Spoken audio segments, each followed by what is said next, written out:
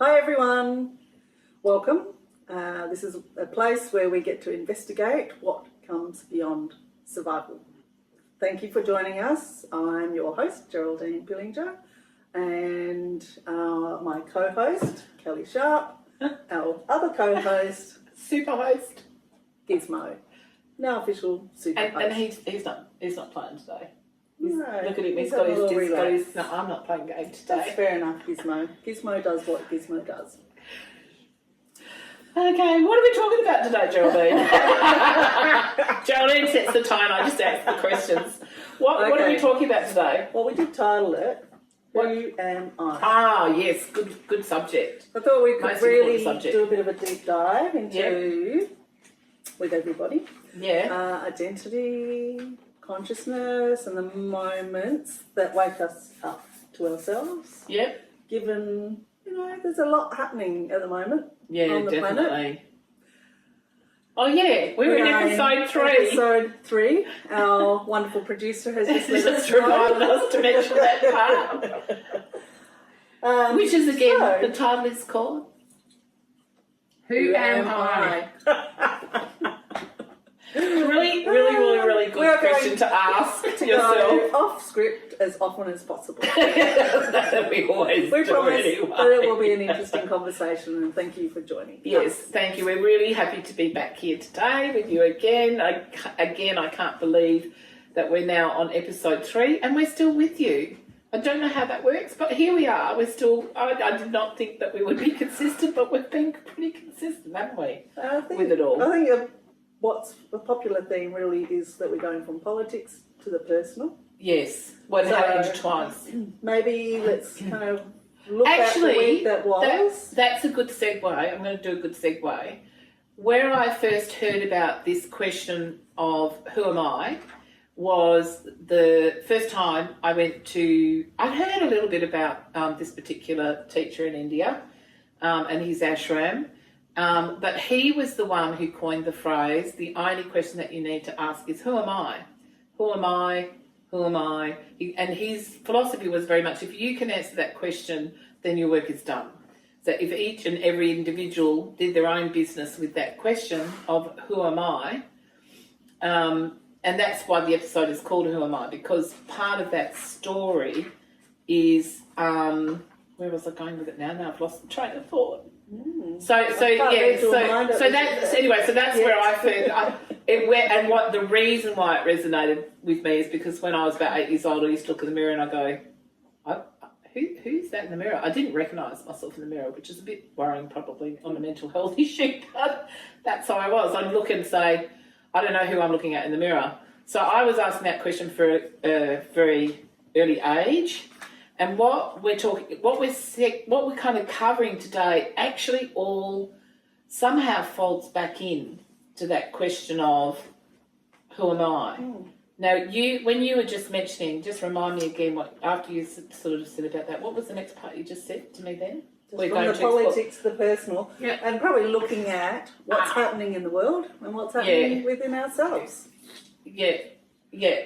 No, but I do want to, in that point, just right there, that I've just come back to me, the reason why that's important. On that very first trip, when I was, as you go for a walk up the mountain or around the mountain, which takes about 4 hours, you've got sadhus on the track all the way, and sometimes they stop you. And anyway, I was going up the mountain like I was like a goat. I was going so fast, and he sort of looked at me and he could see I was struggling because by this time I'd done probably about 2 hours to get to that point. And he said, slow down, sit, speak to me, talk to me. I'm like, okay. and he said, Western mind, always wanting to conquer. No, just gentle, sit, contemplate. Who am I? That's all you need to do. And I remember thinking, oh gosh, that's a fairly important lesson for me at that time. It is true that the Western mind just always it's about conquering, right? Which again is in that survival mode, right? Still putting us back in survival mode. And then the next sadhu, when we went to satsang, he said, if you want to know what's happening in a country, one of the guys in the satsang sort of asked the question at the end of the session, and he said, if you want to know what's going on in a country, in a nation, look to the mothers. If the mothers are okay, the nation will be okay. That's your guard, right? That's your sort of, your pointer to say what's going on. If you want to know what's going on in the world, look to the politics of the world, geopolitics. So it's very interesting that we're in this space and time on the planet, which is a really important time. It's tumultuous for all kinds of reasons. I agree. And I never forgot that. That was when I started taking a very keen interest in politics, because I could see exactly what he was saying, how it folds into our spiritual growth, our personal growth, who we become not just as an individual, but who we become as a community, who we become as a broader kind of picture, who we become in our own culture, our own nation. And then that also speaks into the world, right? Because here we are, when we've spoken about this before, there is that, at the moment, there is that contrast between, autocracy and democracy. Some countries want to be an autocracy and or a regime, or even sort of further down, and then other countries want to remain as a democracy. And that's really what all these wars that we're seeing and all these, all the politics we're seeing around the world is speaking into that. And we never think about how those decisions that a few make for the country, so politicians, how that affects the person. We forget that it has a direct effect with the person at the ground level, that's where it gets tricky. Okay. So it's all right. So and then Geraldine, when you came to me, when you arrived this morning, you showed me an article that you were reading. Yeah. Well, I thought we'll share before we go into a deep dive on the personal side. Yeah. Perhaps a little bit more about what are we talking about? What we're seeing today. Well, we can do the deeper dive, but I guess what we're seeing in the world. Yeah. And I know you and I both listen and watch and read, and I certainly we make the connections, I think. Yeah. Between absolutely. art, spirit, yes. and politics, really. Yes. Sometimes we kind of tap into science too. But I think that's the cross-disciplinary mind approach of the artist. Yeah. Oh, yeah, true. As artists, I think true. that we can do that sort of more tangential look at the world, as we should. So but I was really taken. I've been getting the Holmes report through my email. So shout out to everybody who's come across the Richard David Holmes report, an amazing commentator, political, philosophical writer in Australia. And I guess it's the title, Kelly. Yeah. That really was like, oh my goodness, that's just, we so do need we are in a new paradigm. We're in a transition. So the title was The Liquid Architecture of Planetary Wellbeing. Of course, that's going to, grab me, and he really goes in depth. So it's a long read, and it's a heavy read. Give us a bullet point understanding of what. So the subtitle is Designing World Governance for the Network Age, and so he's already taking that philosophical look into politics and why that is what's happening now and why that's important. Am I reading that right from what you said to me earlier? And he is qualitatively looking at how our governments and our systems old paradigms that are not working for us anymore. Yeah. And hence the unrest because if we don't find a way to do a new form of governing across the planet, across the globe, we are going to be in some deep doo-doo shit. So I'm not going to go blow by blow with this incredible article. But we will post it. We'll post it. We'll attach it. I recommend reading it for yourself. But as he's looking at the governance of emerging technologies, the biotechnology, nanotechnology, quantum computing, similarity requires coordination that transcends national regulatory frameworks, and we're coming across these issues and tackling it. We know on a national boundary sort of scale. Yeah. And of course, we're all bumping into one another, aren't we, to tackle this? Can I ask you a question there? Do you feel, though, with what he's speaking about and where we're at, and we've just had Albanese, and that's our Prime Minister, and Jenny Wong, is it Jenny? Penny Wong, Jenny, close. You get used to me, I forget names all the time. I remember all the concepts and the theories, but sometimes I'm a bit weak on the names, aren't I? But so Penny Wong, our Foreign Minister, Albanese, our Prime Minister, and also our Treasurer, Jim Chalmers, they just did a trip to China to do a deal, to get because of the trade war with America and, the strong arm tactics, our government wasn't having that, thank God, and just said, no, Bali's, we'll go this way. And, of course, Trump had cancelled the meeting a number of times with Albanese, I think up to the fourth cancellation now. And he says, keeping track of that a lot closer than me. Yeah, well, Albanese basically said, we're coming over here, then we're going to go to China, we're going to improve our relationship with China. Post-COVID sort of was a little bit tumultuous and a bit tricky. And it seems that they've done well to set up a new deal of trade with the understanding that we have, other sort of differences, cultural differences that we now are kind of, I guess, and which I think diplomacy is where, we will agree to disagree on those things and we won't touch that. And let's do trade. It's about trade and not about other things. It's all old paradigm stuff. It is, but what I'm saying is that because Trump hasn't, because F-47 hasn't, because he's cancelled the appointment with Australia. Yeah. But also my question on that with you is one of the reasons that our government is pushing the relationship with China is because we are still Indo-Pacific here.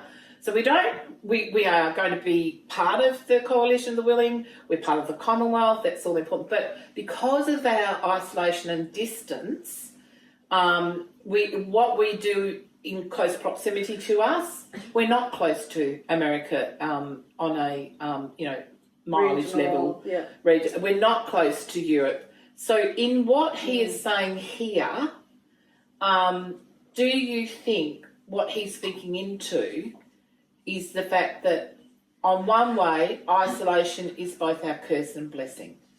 Well, he's definitely talking about more cooperative systems for the bigger issues. And you don't. And does he speak about the isolation part, or speak into that? Do you feel? A little bit. I think really, I've read. He's putting articles out daily at the moment, and I think one of the big issues is. There's a fly on the thing. Oh, there's a fly. Oh, we haven't. There's a fly in the. Oh my God! Get off the matchsticks! And just seeing as we brought the matchsticks up, today we made matchsticks yesterday. It's got rose cream with raspberries and raspberry jam and puff pastry. I don't know whether you guys have it in your own countries, but this is a very famous Australian dessert that we all grew up on. That you buy from the bakery. And we've got Portuguese tarts today as well. And we've got gluten wheat-free butter biscuits again. Beautiful. So, anyway. And a beautiful Maria made... Deco tea set. Oh, yeah. And the Art Deco kind of silver set. So these are... I do love the Art Deco era, and so I've collected quite a few of these. So in case you can't see it, there it is. Isn't that gorgeous? It is. and Geraldine's got a more... I don't know, it's got kind of a little bit of an Asian feel. It's interesting because I instinctively picked this. It's a rooster. I'm a year of the rooster. I'm a rabbit. Yeah. I don't have any rabbits. No rabbits. Hopping amongst the plants and flowers. Like Robbie at the park, like little Robbie at the park. You know, Gizzy Copy's in there. Oh, okay. This is the dog talk. we take Gizzy to play with us. One of his best mates down there is a little dog like this big. I don't know. What sort of dog is it? Don't know. I don't know. It's a little dog. is he a terrier? I think Carl Terrier. I don't know. But he's the cutest. But when he runs, he doesn't run like that, like Noel does. He does bunny hops. Yeah. Anyway, lately, the last week, when I see Gizzy running towards him, he's copying. And Gizzy's a big standard poodle, and Gizzy's doing the little hops like this. And I'm going, oh my God, that's just too cute. I've got to get it on camera. Coming back to the article. Sorry, yes. But biomimicry. Okay. One of the things he kind of mentioned. Okay. I think interesting. it's really, he's interested in planetary health and how we get there. So climate change and cooperation so that we are not overreaching. Mm-hmm. Anyone who has lots of conversations with me will know that I often mention the Amsterdam economic model that they've been working with, the donut economy. He doesn't mention that, but it. But you feel it speaks into it. Well, they've been trialling in Amsterdam since I think it was around 20. It was probably 19 pre-pandemic around that time. Yeah. And I think that they were looking at a cyclic economy and how they reached that.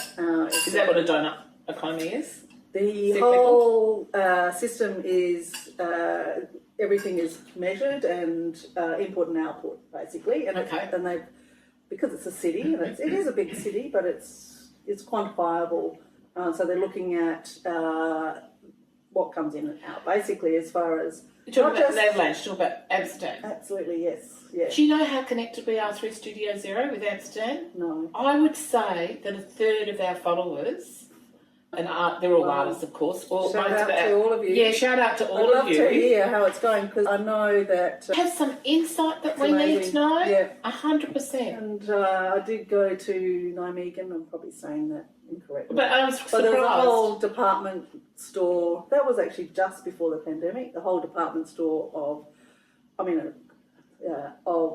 second-hand and recycled and upcycled. Upcycled. It was presented as a department store. We've been living that life our whole life, Geraldine. People only just catching on now. Actually, biomimicry is not Haynes' report. It's in the circular strategy. So yeah, I'd love to see. It's really about the donut is, and the core of it is ensuring that nobody falls into the middle.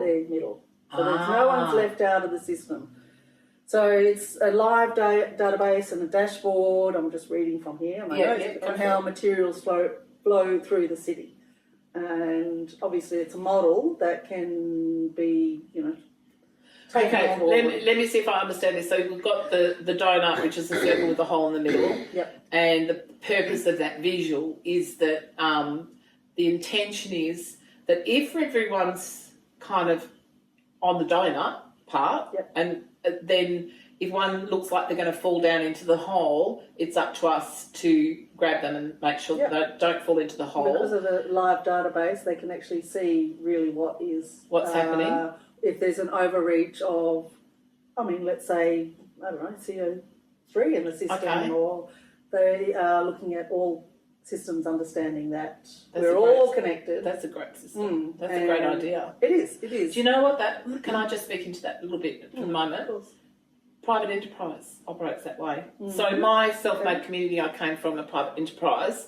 I remember Dad sort of saying, because he, all of the families that we knew, it's probably about 30 different families that we grew up with in some format. They were all self-made private enterprise, and I remember but they were all friends. Sometimes they were competitors, but mostly they were sort of from different, sort of industries and things. But there were many that weren't, and in some form or some way were competitors. But instead of they still used to meet and socialise and discuss things, and their common philosophy was, "I've got your back. Don't worry."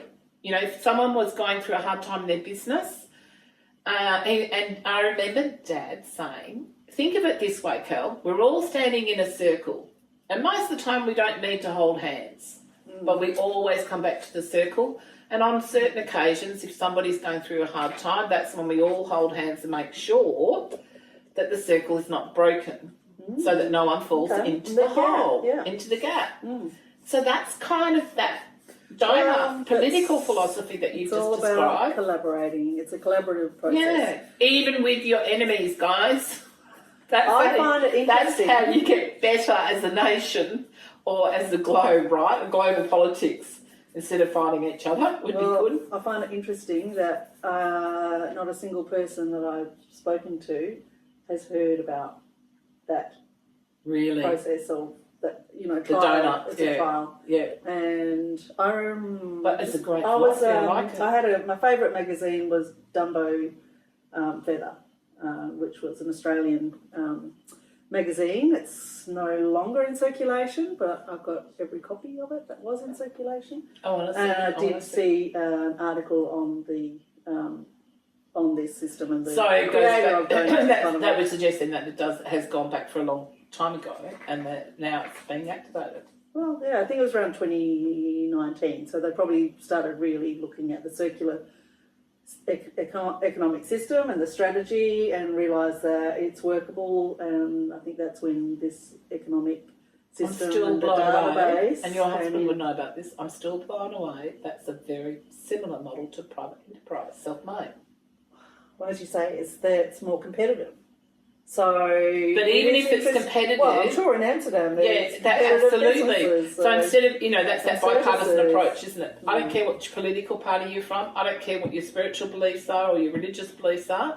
If you're in trouble, my job is to support you. We make that pact that we say let's keep it in the circle so that no one falls between the gaps or falls in the middle. Whatever. I love that philosophy. I love it. So that's a little bit about what's happening in the world for me. I must admit, it's not all serious. I also like reading just titles of, news. I mean, like the one not that Juice is actually holding read. Except that I can't actually read that. You have to read it out just to.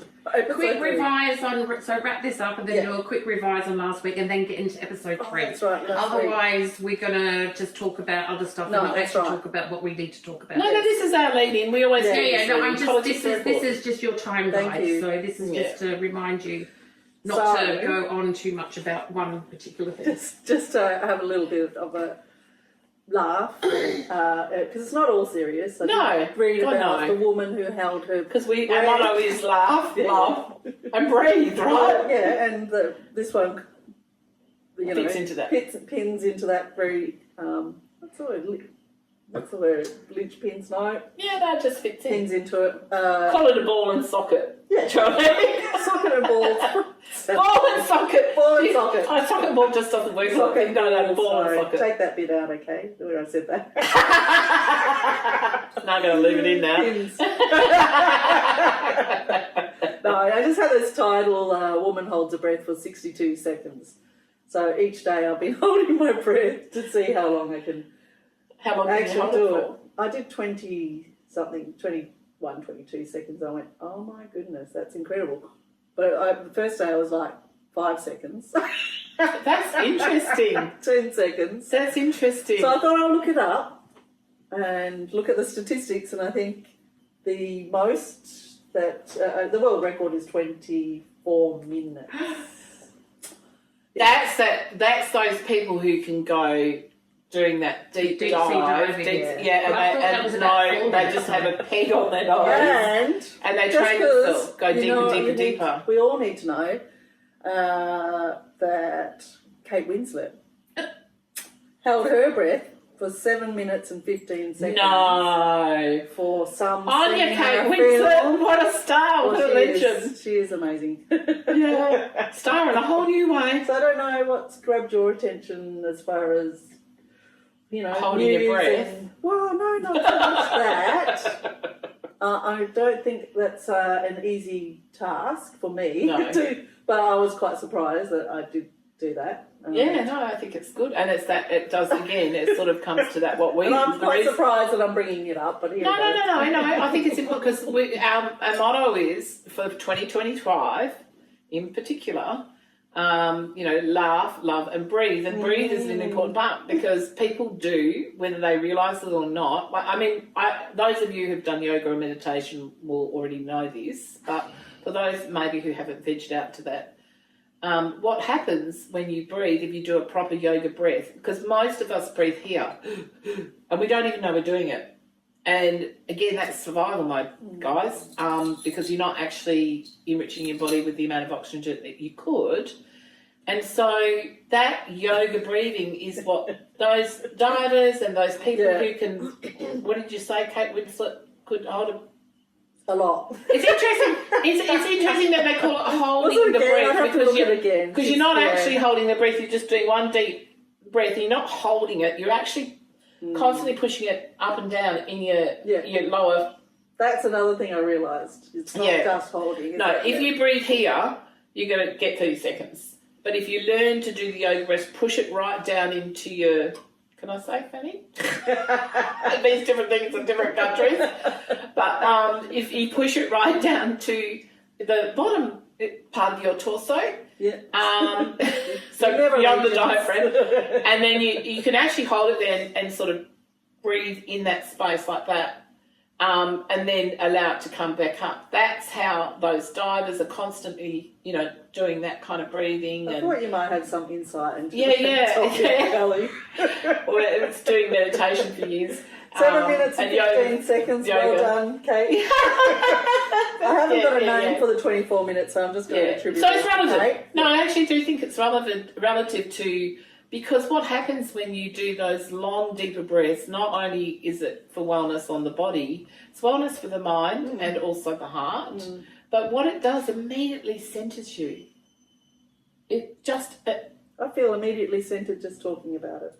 There you go. So like if someone's having a panic attack or an anxiety attack or any of those things, and I've been present when those things happen, and I will breathe with them. I'll just, I want you to, and their eyes are focused on you, even when they're having the panic attack, their eyes, and they start breathing with you, and you watch their anxiety or their panic attack just go down, down, and it's quick.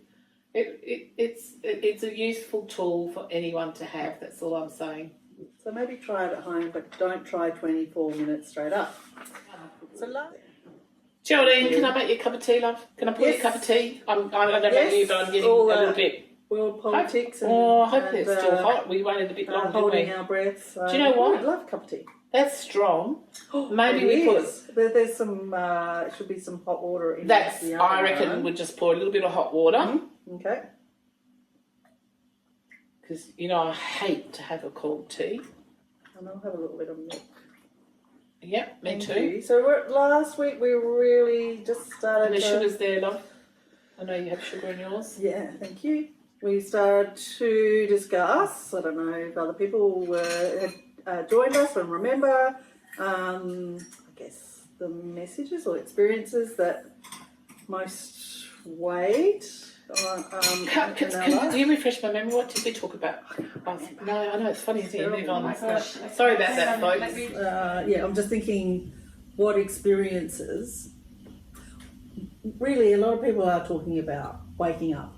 Yes. We've had the pandemic, and I know there's a lot that had just completely. I mean, it's completely. The ground is swelled and opened up and everything is revealed in a way. Can I just speak to that pandemic moment again? I think everybody knows, we all agree that was a big worldwide wake up, and that's probably on a global level since World War II that we got a global wake up, right? Since World War II we haven't had a global wake up. So we've all been going about our business in our own ways, and that's all good and fine, no problem with that, until it's not enough anymore. And I think that's what happened. So for whatever reasons, we got through the pandemic and everything, and there was a big wake-up call, just speaking into that, what you're saying. But we've immediately after the pandemic was finished, we spoke into it again. We kind of forgot about it again. Gone back to normal. We just like everything became normalised again, right? And that, I think, is and then this political situation that's happening around the world, I believe it wouldn't have mattered whether there was Kamala Harris in power or F47 or Peter Dutton it would have been with, like, say, Kamala Harris. It would have been a slower burn, but I think they would have had to confront the same stuff that F47 and Project 2025 are hitting hard and fast. Heinous stuff, absolutely.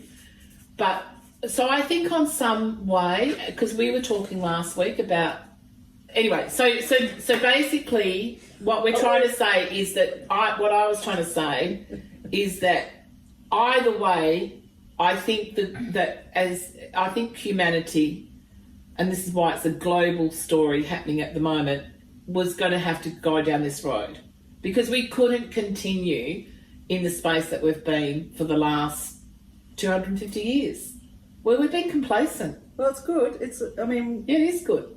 In the sense that, sure, there is chaos and it's tumultuous for people, but we're talking. We're having conversations. But not only we're looking at our values, we're looking at who we are. We're right here talking about beyond survival. And we're not just talking to each other, we're talking to people overseas. Look at the global movement that's happening. Maybe, just maybe, what the pandemic gave us was the global movement. Because through the pandemic, we all started talking to each other across borders, right? Now what's happening? There's many who are trying to shut those borders down and shut people in, right? In Europe and what's happening between Canada and America and Mexico, all those sort of things. So maybe on a higher level, the reason we needed that pandemic experience before we're having this, heightened geopolitical situation, to get us ready to have the conversation.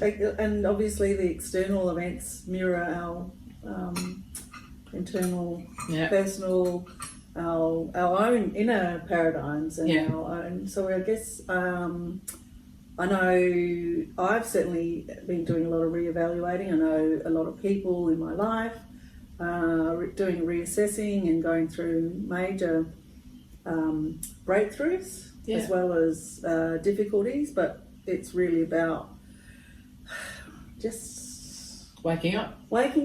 And do you know what? Dealing with things. Yeah. And I think for many, look, there's always those individuals that because of experiences they may have had or just out of choice have done some waking up, right? But I don't think you see in history a global wake up happening. I don't know. It feels like it's the first time it's happened at this level. But I do know that major events like World War II and things like that brought people together. The pandemic brought people together to begin having the conversation. But it doesn't mean that everybody was waking up. What I feel like this time round, what's happening is people have no choice but to pay attention and begin to wake up. I'm sure there's many of you out there who've had your own personal experience of having wake-up calls, okay? Unfortunately, because I think humanities can be quite stubborn at times and quite blind and we've been taught to do that. We've been put in survival mode by the powers that be for a very good reason. It allows them to control the narrative and allows them to control the masses. And now people are saying, I've had enough of that. And certainly the Z generation coming along, and rightfully so, they're saying, no, I'm not doing that. Yeah. I'm not playing that game. I don't want to you guys are getting out of the rat race. Why would I want to get in? Why would I want to recreate the mistakes that you've made? And that's a very fair call. Yeah, I've been working in education the last couple of years, and it's interesting, the kids coming through. The pandemic kids are hitting school. It's quite interesting because obviously as teachers and educators, we probably more likely to see the old paradigm. I'm going to keep with this word paradigm. Yep. And expectation. The expectation on that children these kids should be the way you did it when you were at school. Socialised, and they're this and they're that, and they're not this and they're not that. So socialisation has changed, and and expectations in education has really changed, and our systems are grappling to really work with those changes. And some of the big changes are we have children. I mean, I work with special needs. So we do have what looks like a growing rate of people coming through with special needs. I mean, it's just a label. 100%. It's just a label. It's a very interesting to work with people who a system is not built around. It's not, we don't actually But thank God. necessarily They might know. just be our saving grace. Well, The way they see things is so different to the way that we grew up and understood to be normal, right?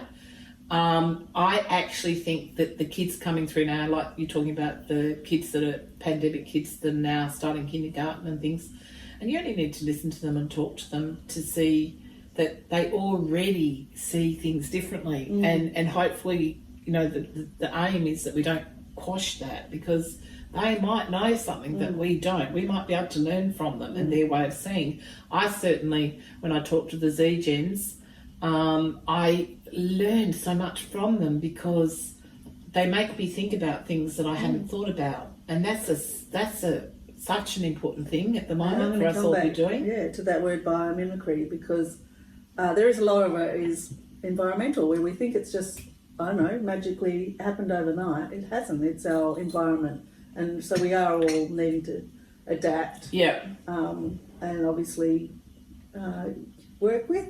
I mean, what are we doing on this planet if we're not working with what's here?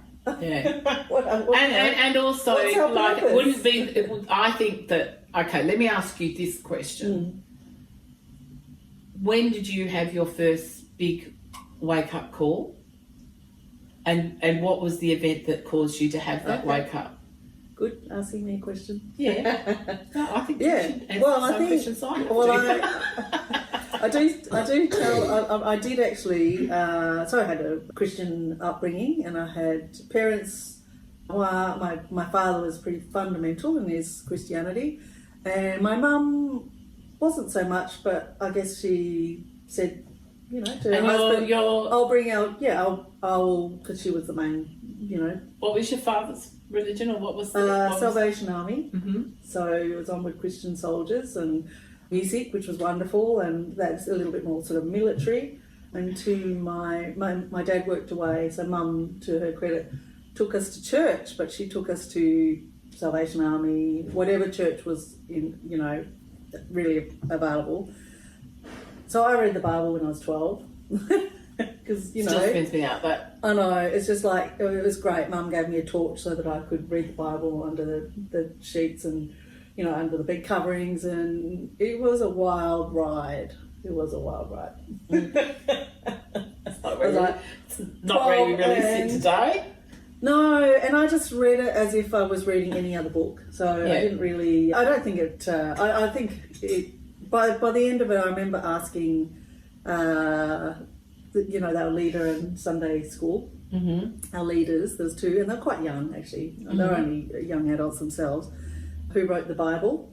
And who wrote the Bible? I asked who wrote the Bible. Oh, who wrote the Bible? I'm like, they were going to say they wrote the Bible. Okay, no. So who you were asking them who wrote the Bible? Yeah, and look to the, I mean, what a big question. Good for you for asking it. Yeah, well, I just finished reading it, and you know, I had no idea who wrote the Bible. So I was 12, and I was pretty sort of young and naive, but very serious-minded. And one of the leaders actually, he just kind of laughed uncomfortably. Oh. They couldn't answer it in the moment, and all the kids' eyes were on them. Good. So Good. There's a few others who wanted to know, and they really didn't I wish answer. I was in your kindergarten class. Yeah, it was interesting. Yeah. I think did it's like this. I think it's quite shows that you at a very early age you're quite a wise soul to ask that question at that age. It's huge. Yeah. I don't think I was. So who did write the Bible? Oh, well, I still. How did they answer that question? They really didn't, and I'll be honest. My faith just diminished from that moment, and it's not on them. It's just that I realised that this wasn't your pathway. Wasn't my pathway, and I had a really inquisitive mind. And in that moment, I was probably disappointed that they really couldn't answer. But at the same time, I just kind of went, yeah, they don't know, because I just had a moment where it wasn't real all of a sudden. Yeah. So 12, I lost my sort of sense of, I mean, before that, I was, you know, devoted, not quite devoted, because that's not, I was. But you were following what your family was doing. I was following my family. And from that moment, I think things changed. And it wasn't that most of us don't know that changed until teenage years, though. So the fact that you did it, how old were you? 12, 13. I was 12. Oh, no, getting close to teens. Yeah. Still, I was pretty much a teenager. So that's when I think that was probably my first wake up. Cool, where you started, you saw it enough and you were beginning to question, say, okay, and maybe the faith looks different to what the prescription has been in the family. I just knew this wasn't answering my questions, and I knew that everything that I was reading just sounded like a big story, and an amazing story, but it didn't. I guess in that moment they couldn't connect it with reality or my questioning mind, and so I kind of was quite studious. Yeah, and look, if you ask Lois or these are friends of ours, Lois and Lois, who know the Bible inside and out, I love the stories out of the Bible too, but they present it in a different way. They don't present it from a religious point of view.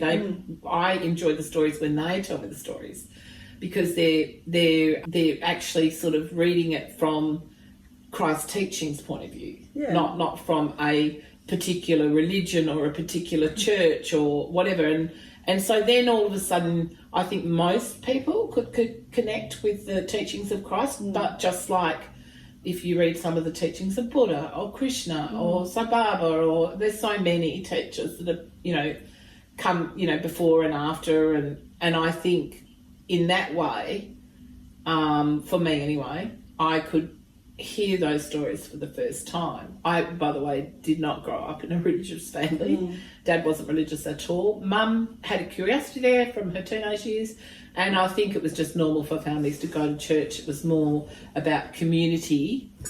So it didn't matter if you were not religious, if you were into that church or religion, which Dad wasn't, but it was just a thing, wasn't it, in the 60s that they did. To be honest, I know a lot of people. It was about community and connection, so that you could not only connect with, but also I know that a lot of business used to happen at churches and stuff in that community. I was probably a product of my times, that there was less people going to church as well. Like I had lots of friends who didn't go to church. Yeah, and you're 5 years younger than me, aren't you? Yeah, about that. And again, once again, I'm absolutely flabbergasted at the fact that 5 years between your generation and my generation could make a huge difference. I think what was going on really, like my family, there was a breakdown between my parents. Yeah. And it was really showing at that point. And at the same time, in Australia, there was more support of single parents. So it was... I just remember I just remember that when my mum actually decided she was going to leave my father, was a huge decision. Yes, would have been in those days, would have been massive. Oh yeah, and she had 6 children. And 6 children, and you were the eldest. I was the eldest, yep. Yeah. Big serious thing that I was. And so I saw a lot of people around that time, and in our circles, there was a lot of family breakdowns. So probably sort of married at the same time. It's funny that I'm saying married. There was people that were unmarrying at the same time as, I think, having second marriages. There was just a change of where people could survive. Yeah. They were coming back to survive. It really was about survival. Well, no, I do think that I was listening. As independent, there was the single mums were coming through in Australia, because sort of just towards the end of the 70s, giving my age away, into the early 80s, that really there was support. Well, I just speaking into that, what's interesting, I understood a little bit more about why church and religion became so important in Western society, because the other day, I always couldn't work it out. I couldn't understand it. But when the other day I was watching Diaries of a CEO, and he had this guy on there that was, I can't remember his name, physicist, and he was an atheist, but he went to church. He goes to church. And of course, Stephen is asking him, that's the host, I'm sure many of you have watched Diaries of a CEO. He said, well, how does that all work, sort of thing, if you're an atheist? And he said, because what he was recognising, or what he felt that there was, I don't agree with him necessarily, but he thought that, what the church offers is a framework that creates community, and therefore could create support systems, and that in society that's what we have lost. And he's right in saying that part, But I don't think you need to go to church to find that community. I think, we can find our own community versions. So for me, it's my art friends and my art community and really creatives across the board. And it's like one of those things, like I can walk into a room and I can spot a creative and an artist in a nanosecond. And it's something that it is a powerful connection. And there, creators do talk a different language to, I think, many other people. But unlike you, I didn't grow up in a religious structure. It was both a it was a two-way street in that. We have flies in Australia, and in Western Australia in particular. And somehow they get inside no matter what, even in winter. The skizzy store is open. You know what? In Western Australia, they used to do these dung beetles, right? Which would, up north, which would stop a lot of the flies. Anyway, for some unknown reason, they stopped doing it. So we now have this winter flies as well as summer flies. The great Australian salute, if you're not Australian, is this. And the perfume of choice is Ericard. No, don't use that. Do not use Ericard. It's toxic and poisonous. Do not do that. There's other ways. But it is in our vernacular. Yeah, it is in our vernacular, Don't forget the Ericard. It is. But going back to what we were talking about, sort of wake-up calls, it's interesting that you had that wake-up call at such a young age. I came into a household that was probably a bit different to me. They're very, as I spoke last week, very pragmatic and very just get on with it and move forward and stuff. And I was far more... qualities. Yeah, really good quality. Like, it was so good for me. I needed it. I obviously chose to be born into that family for those reasons. But when I was a child, I was still very sensitive. I saw probably more than I really wanted to. So I didn't always understand what I was seeing. And I put it in the basket of child's imagination stuff. But I was quite insular. I don't have many memories of that, which I think I've said before. But moving on from that, and then mum and dad army with a bit of, kind of okay, toughen up a bit, Kelly, you've got to go to kindergarten, you've got to go to school. And I had that epiphany just the other day. I thought, when did I first feel like the only thing that I cared about was serving humanity in some, I didn't care whether it was sweeping the streets or running a corporation. As long as I was serving, I knew that at 5 years of age, that from when I went to kindergarten, in those days we used to go to kindergarten at 5, not 4, and we used to pay dress-ups. They used to have dress-ups. It's crazy stuff, but they'd have these costumes you could put on, and for the girls there was only like a nurse's costume or a secretary's costume. I think there was a cleaner or something. And I straight away went and put the nurse's costume on. I've still got a black and white picture of me putting a doll to bed, and I can remember, that's one of my memories. I can remember the teacher coming up and going, "Do you think you might like to be a nurse when you grow up, Kelly?" And what did you say? I did actually say, because out of the choices I had, being a girl, in 1968, looking at what was on the costumes on the rack, my choices were nurse, secretary, I think it was a cleaner, might have been another one there as well.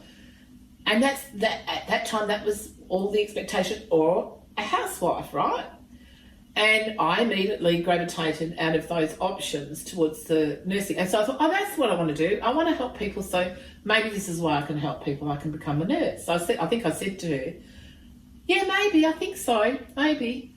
But what I was actually recognising in that moment, I can look now, and as you often can in hindsight, is that was my way of saying, I want to choose a pathway where I can be of service in some format. I don't know what that actually means, but that's my feeling.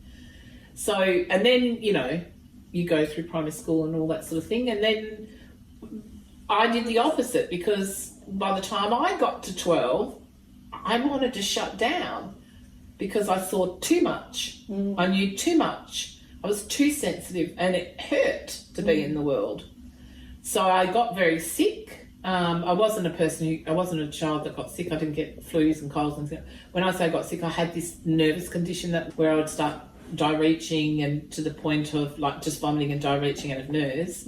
And they thought there was something wrong there. They rushed me off to hospital and no doctor could diagnose it properly, and then it would happen again. And this was that transition from 11 to 13. And then finally we came across, there was a neurologist who came in, and the first question he asked me, he looked at me, I remember this as Thursday, and he said, just after hearing all the blah, blah, blah, blah from everybody, and mum just standing by the bed, turn round, and it was another one of those, racing to the hospital at midnight stuff. And he just looked at me and he said, what are you worried about? And I just went, blah, all the things that were bothering me. Yeah. And so one by one, by the time I got to 14, most of those things that I didn't want to do and that were causing me to have these nervous kind of episodes where I was, diarrheaing because I was so sick, literally sick to my stomach about doing things I didn't want to do. And most of it was about competition stuff. Interesting. Yeah. And so it's interesting because I did have a conversation about this just this week with somebody. So I think this is topical. Okay. So I remember when I was like 18, 19, feeling like I just wanted out and stopping for about 4 months. I actually just dropped out of the system. And it's interesting because I was diagnosed with something called fibrositis. Okay. And it did take a lot for my mum. She was like a detective, and she took me because I just was on that cusp of adulthood, 17, 18. Okay.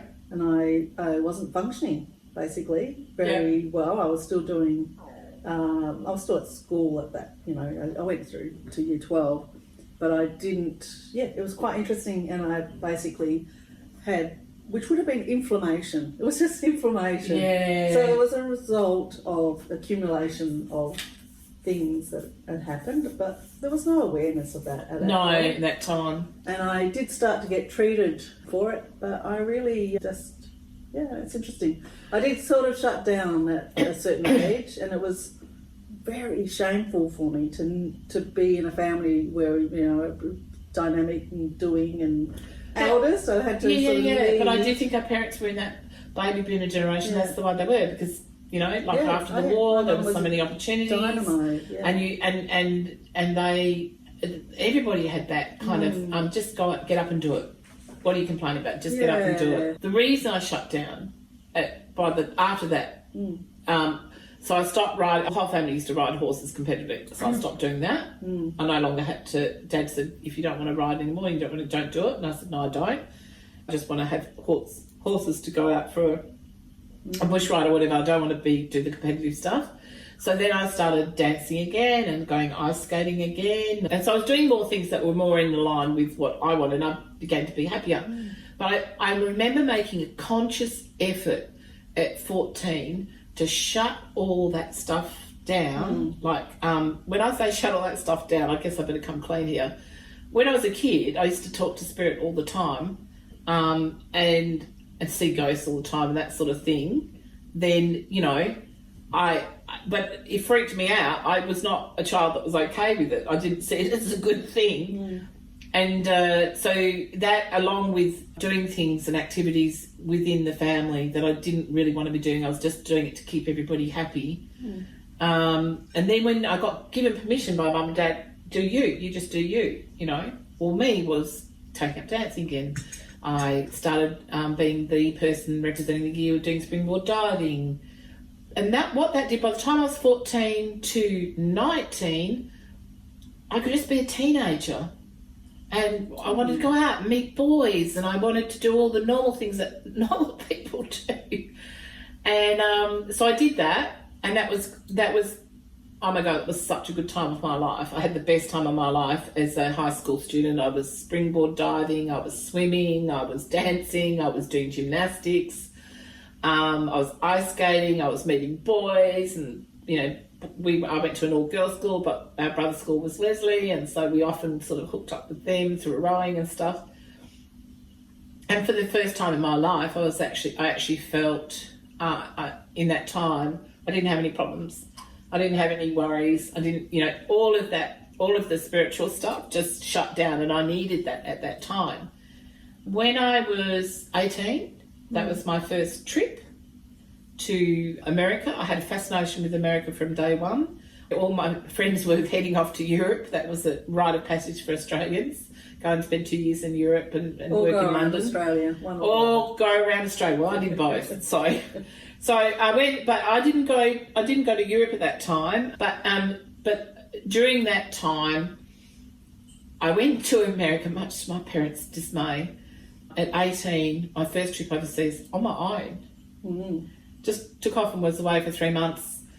Met up with different boys that I'd met here and sort of stayed with, one and the other and stuff. So I was playing a bit of double whammy there, because that's what Aussie girls did. You didn't settle down. The American guys I was dating at the time, they were like, we're going to get married. I'm like, I'm 18. No way. I'm sorry. No. No, it wasn't even in my mindset.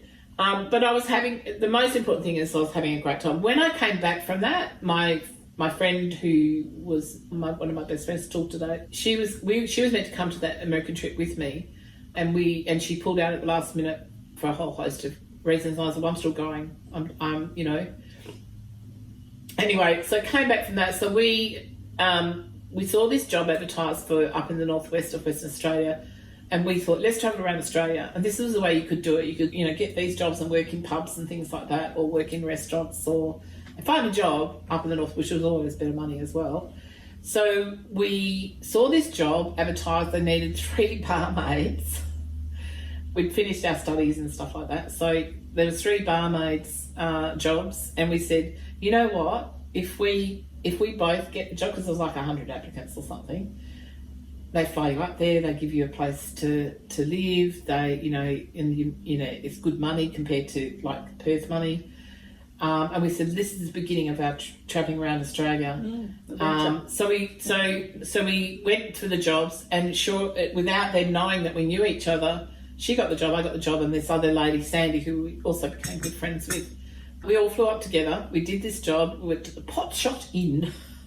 Now, Exmouth is on the coastline, and also at Exmouth, there's an American base. So I was still dating American men. Mm-hmm. I don't think I had an Australian boyfriend. I had an Australian boyfriend at 14, but that's just different. Yes. That's not the same thing. No, it wasn't serious. Maybe no, it was serious. Well, I don't know that I was ever serious until even with the Americans I dated. Right. But here I was again, here's the American base, and I thought, I can't get away from this. I'm dating American boys again. So I did. I kind of, was with someone the time I was in Exmouth. And now we then came home after we did our year contract there or whatever. We came home, picked up our cars, which were jalopies. Not the sort of car you want to take into the Outback, but we did. 2 4-cylinder cars when we got to Halls Creek, which is just before you get to Broome. A long way away. Yeah. Anyway, we made it back up to Exmouth, and it wasn't long after that that we then moved on to Broome. Now, she met someone in Exmouth, Australian guy, and in the end he chased her up to Broome. We were working in Broome for a few months, and then we moved from Broome to Kununurra, kind of went, which is right up the top, and it's a beautiful place near Lake Argyle. You probably know the pink Argyle diamonds, which are famous around the world now. Well, that's where we moved to and lived for another year or so. And her and Greg got married. Now, she was only, she would have been 19, getting married at 19. That would never even hit my mind. But when she got married, another friend came up from Perth, and we continued our travels. And this was, the reason I'm telling you this story is because this was my big wake-up call. Because as I said, from 14 to 19, I was very happy in my normal life and doing normal things, and I was no longer seeing spirit or ghosts. I was no longer, I had an armour on of some kind. So we, 2 days after Lorraine's wedding, another friend that I went to Penrith with, she said, I'll come travel with you, because her uncle was looking after the athletes village in the Commonwealth Games up in Queensland. So the plan was to drive across the top, have the experience, which is about a 4-day trip, by the way, in the car. And all we had was a little 4-cylinder, so pretty thin. Anyway, then Tracy came up, my sister Tracy came up and took over the job that I was doing, took That over would the be clinic. continuous driving though. Kununurra to Queensland. Yeah, probably. Yeah, so probably. I don't know. Well, I think in our tiny little minds. What I'm saying is it's a longer drive. It is, yeah. Well, but our tiny little minds, we mapped it out as being 4 days because in those days, when you're young, you think you can do anything, right? Yeah. So we thought we'd be okay in a 4-cylinder car, no air conditioning, had the ghetto blaster in the back seat playing the Mucky Duck Bush Band and Carole King's Tapestry and Meatloaf's Bat Out of Hell. They were the only 3 tapes we had. We had no air conditioning. We were, off we went. We had just bikinis on and Bali t-shirts. And anyone who's not from Australia or even the northwest, a lot of Australians. It's almost incomprehensible for somebody from so many parts of the world to realise how tumultuous that was. Well, to make that decision to go. Just the incredible distance between and even worse, towns. We had a going away party for me, and my sister arrived. And we were in this house on stilts because that's how it is up in the northwest. To me, it sounded like intrepid travellers because we had no fear. I mean, we were so courageous, right? Okay. So anyway, so I get a phone call from Mum, and you remember the days when you had the long stretchy cord on the phone and you could stretch it for miles.